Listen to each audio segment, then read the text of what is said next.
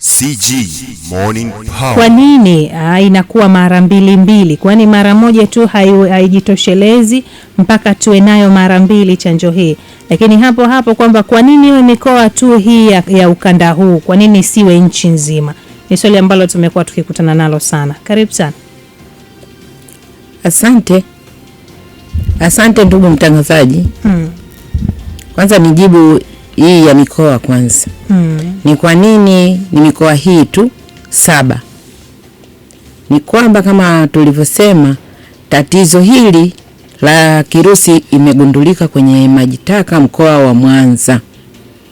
Sasa tukaona ni vizuri mikoa ambayo imepakana na Mwanza kwanza ipate kipaumbele cha chanjo, kwa sababu sinajua chanjo tena inanunuliwa, ni gharama. Kwa hiyo kwa haraka tuanzie kwanza zile sehemu ambazo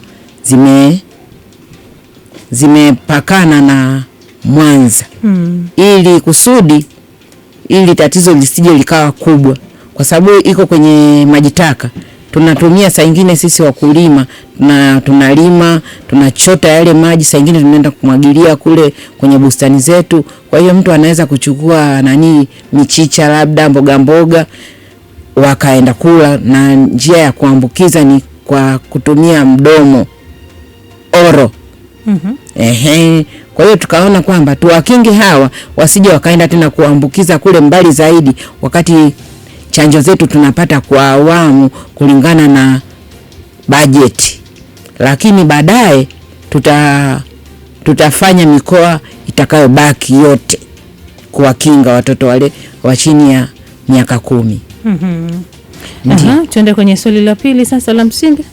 Swali la msingi tumesema kwa nini ni dozi 2 tu isiwe 1?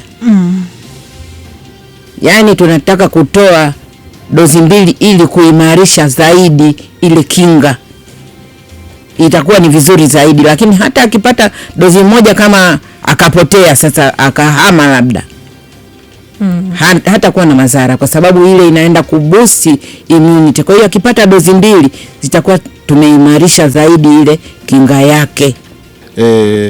Chanjo hii ni muhimu sana. Ni muhimu kwa sababu moja.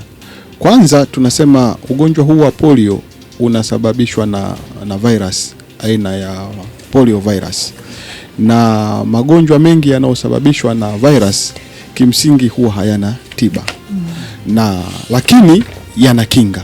Kwa hiyo tunapozungumzia ugonjwa wa polio kama magonjwa mengine yanayosababishwa na virusi, ni kwamba ugonjwa huu hauna tiba, lakini una kinga.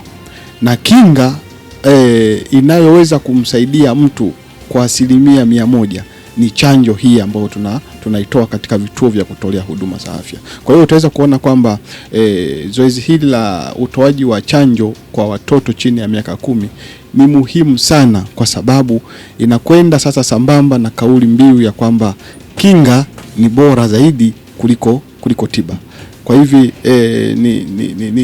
ni wahimize wananchi wanaonisikiliza kupitia kipindi hiki kwamba kila mmoja aone kwamba sasa kampeni hii ya chanjo ya polio ni fursa kwa watoto wetu.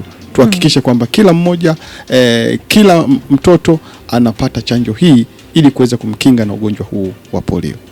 Sawa, huyu anasema naitwa Nick Justin kutoka Chekeleni.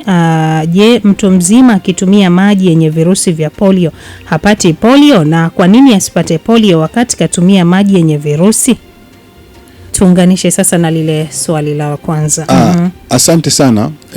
Ziko tafiti nyingi zinaonesha kwamba ugonjwa huu wa polio kwa 1% kubwa unaathiri sana watoto. Watoto. Ndio maana sasa utaona kwamba tumejikita zaidi kuwakinga watoto wenye umri chini ya miaka 10. Lakini zipo tafiti pia za kisayansi zinaonesha kwamba ugonjwa huu huwaathiri watu wazima, lakini sio kwa kiasi kikubwa ukilinganisha na watoto. Ndio maana sasa nguvu kubwa zaidi tumeiweka kuwakinga watoto wenye umri chini ya miaka 10, kwa sababu hawa ni kundi ambalo utakubaliana mimi kwamba kinga zao za mwili bado hazijakomaa ukilinganisha na mtu mzima. Kwa hiyo tafiti zinaonesha kwamba hata mtu mzima pia anaweza kupata changamoto ya ugonjwa huu, lakini sio kwa asilimia kubwa ukilinganisha na watoto.